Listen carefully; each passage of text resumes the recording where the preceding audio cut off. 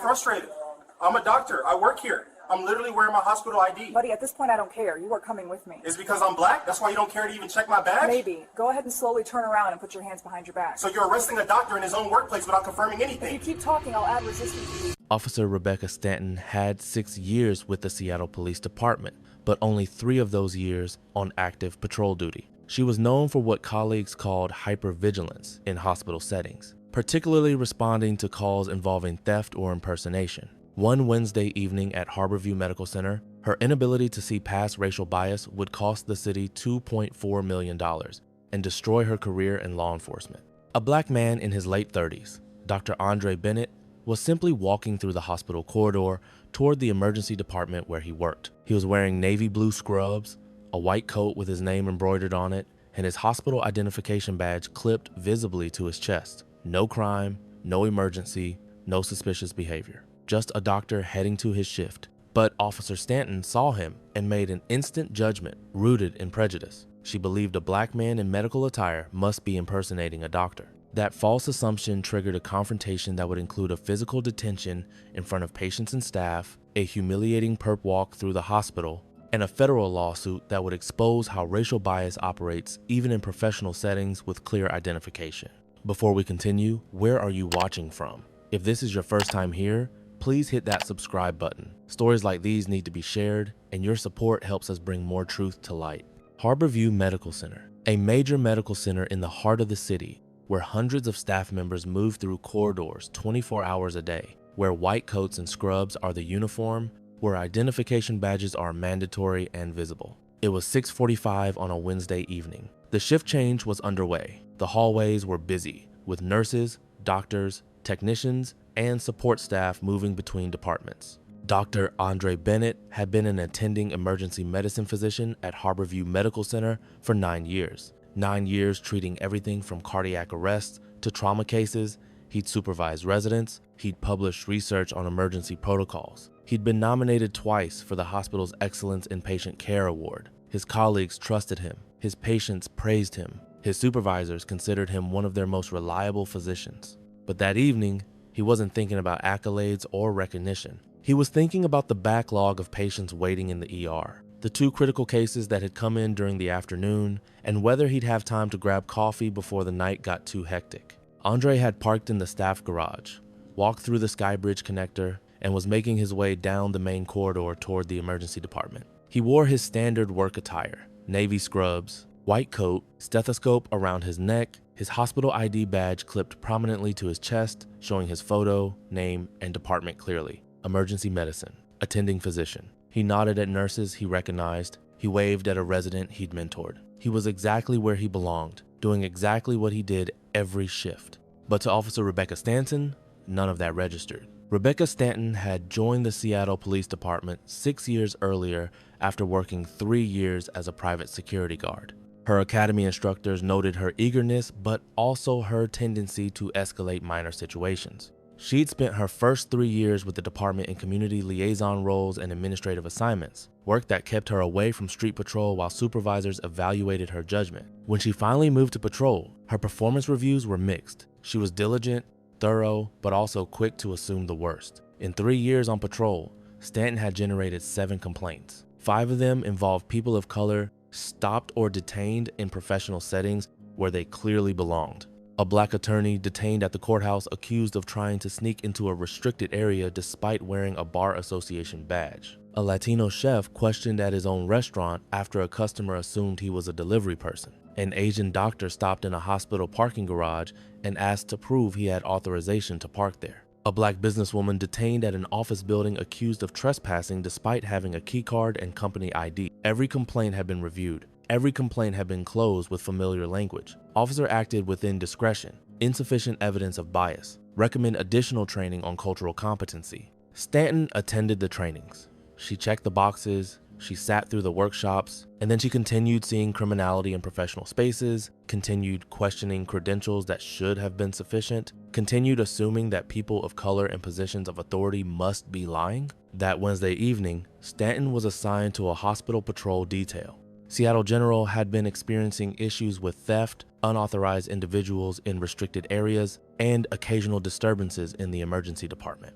The hospital had contracted with the police department for additional presence during evening shifts. Stanton had been walking through the main corridor when a nurse, a young white woman named Brittany Matthews, mentioned to her that she'd seen someone she didn't recognize near the medication storage area earlier. Did they have ID? Stanton asked. I think so, Brittany said, but I wasn't sure. He looked like he might be new.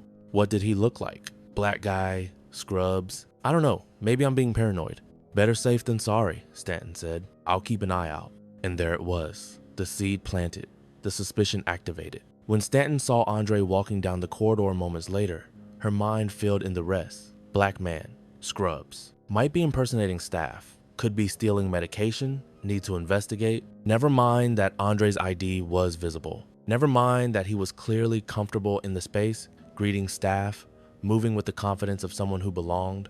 Never mind that dozens of other staff members were walking the same corridors in similar attire without being questioned. Stanton saw what she'd been conditioned to see, a black man who needed to be verified. She walked quickly to catch up with him. Do you think hospitals need specific protocols to prevent staff from being racially profiled by security? Drop your answer below. Andre was almost to the emergency department entrance when he heard footsteps behind him and a voice calling out, "Sir, excuse me, sir." He turned, assuming someone needed medical help. He saw the police officer and his mind immediately shifted to professional mode. "What's the emergency?" he asked. Stanton approached, her hand resting near her duty belt.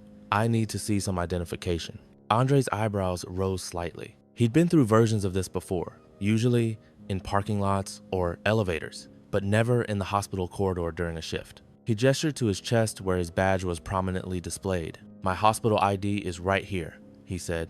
"Dr. Andre Bennett, emergency medicine." Stanton barely glanced at it. "I need to see a driver's license or state ID." Andre felt the familiar weight of frustration. "Can I ask what this is about? I'm heading to my shift. We've had reports of unauthorized individuals in the hospital. I need to verify who you are." Andre's patience was wearing thin. He pulled out his wallet slowly, extracted his driver's license and medical license, and held them out. "Here, driver's license, medical license, hospital ID badge. All with my name and photo. Now can I go do my job?" Stanton took them, examined them with clear skepticism, then looked back at him. These could be fake. Andre stared at her in disbelief. Fake? You think someone created fake medical licenses and hospital IDs just to walk around in scrubs? People impersonate medical staff all the time. Not with 3 forms of identification, they don't. Andre gestured around the hallway. "Ask anyone here. Ask the nurses. Ask security. I've worked here for 9 years." Stanton's expression didn't change. "That doesn't matter. You're coming with me to verify this." Andre's voice rose slightly, frustration breaking through. "I'm a doctor. I work here. I'm literally wearing my hospital ID." Stanton's tone turned cold, dismissive. "Buddy, at this point, I don't care. You are coming with me." The words hung in the air. At this point, I don't care. Not about the identification, not about the badge, not about the verification she claimed to need. She'd already decided. Andre looked directly at her, his voice steady but pointed. "Is it because I'm black that's why you don't care to even check my badge?" Stanton's face shifted slightly. Not with shame, not with reconsideration, with something closer to confirmation. Her voice was cold when she responded.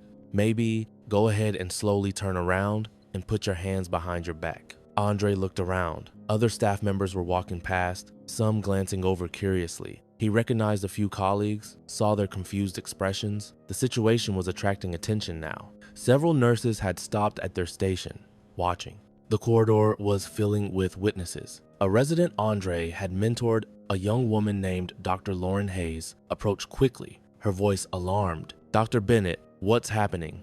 Stanton pulled out her handcuffs, her movements deliberate. "Ma'am, step back. This doesn't concern you.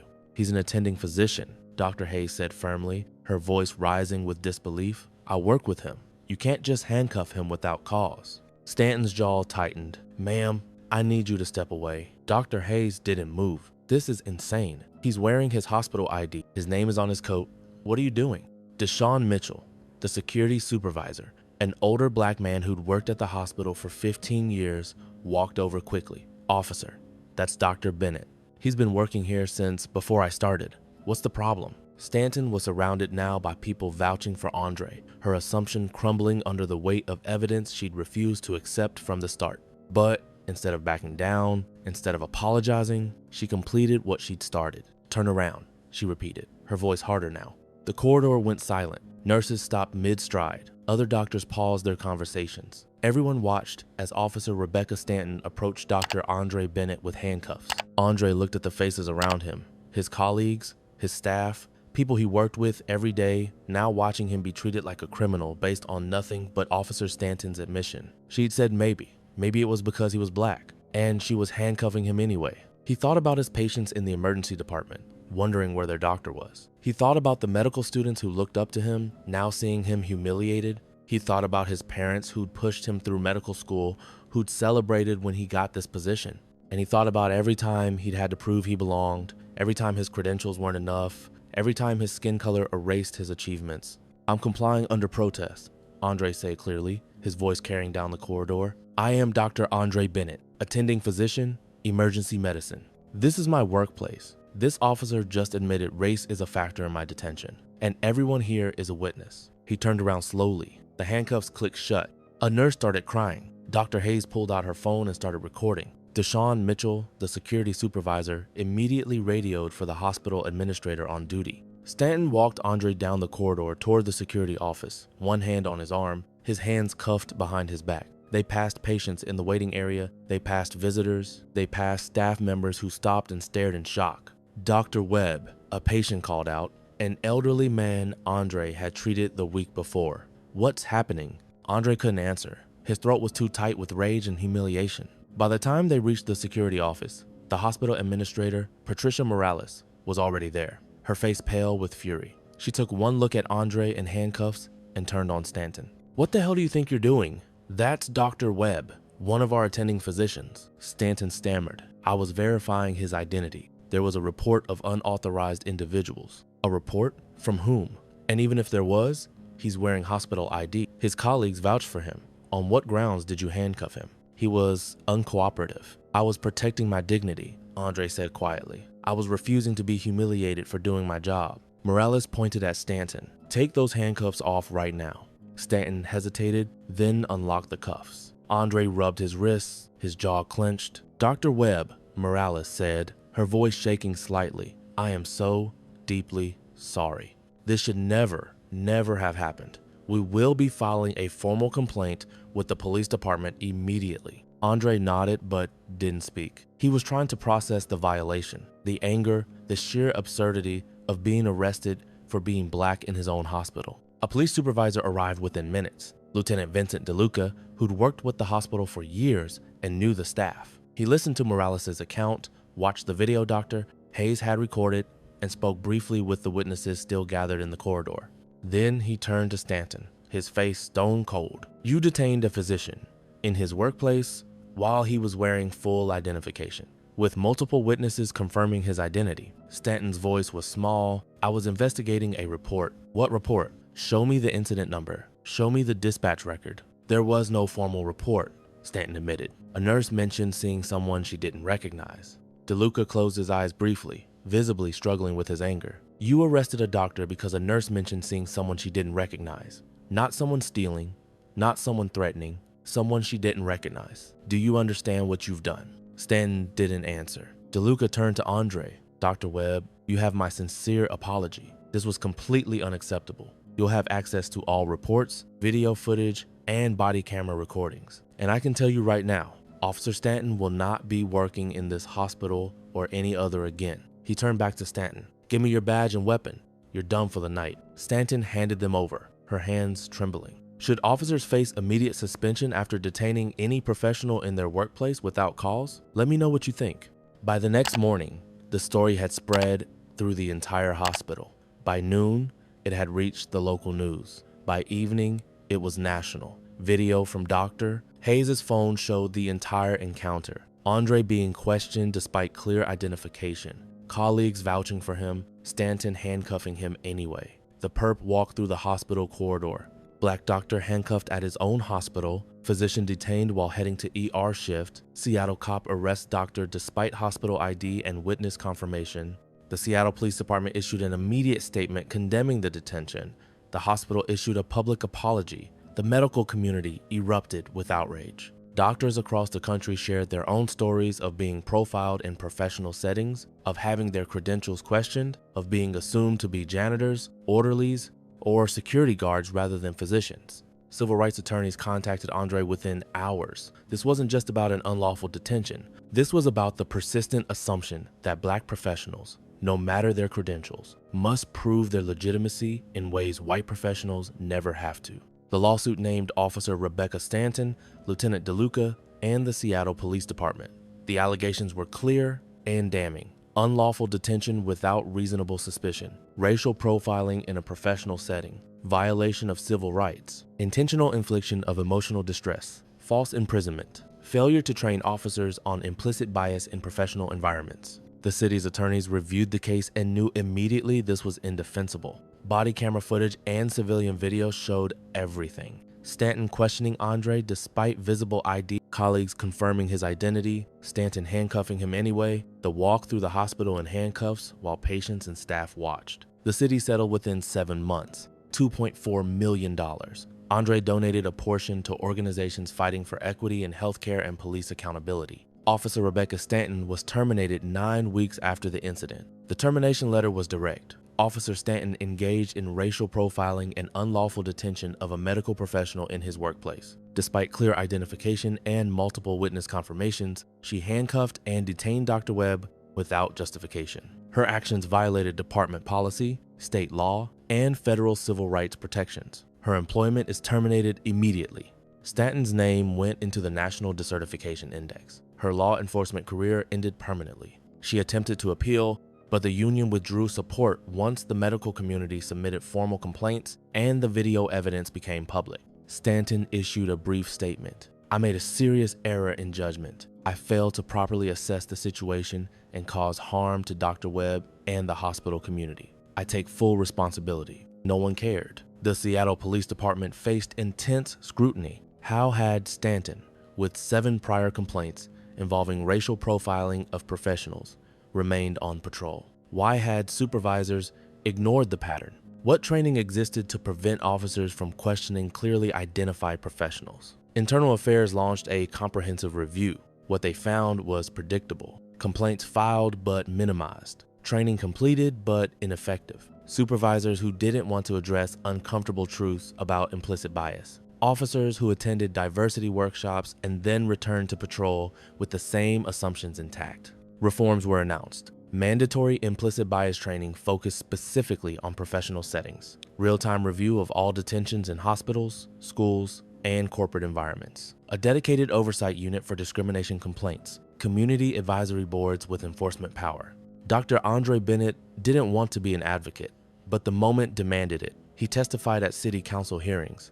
He spoke at medical conferences. He gave interviews about the intersection of healthcare, race, and policing. His message was consistent. I went to medical school. I completed residency. I've been practicing emergency medicine for 9 years. I've saved lives. I've taught students. I've earned every credential on my badge, and none of it protected me from being handcuffed in my own hospital because an officer couldn't believe a Black man could be a doctor. He paused during one particularly difficult interview, his voice thick with emotion. My patients saw me in handcuffs. My students saw me treated like a criminal. My colleagues had to watch me be humiliated. And all of it happened because Officer Stanton's assumptions about who could and couldn't be a doctor were stronger than the evidence right in front of her eyes. The interviewer had no response. This wasn't just a bad detention. This was a stark illustration of how racial bias operates even when credentials are clear, even when identification is visible, even when multiple witnesses confirm identity. Officer Rebecca Stanton didn't see a doctor. She saw a Black man in a professional space and assumed he must be lying, must be impersonating, must be criminal.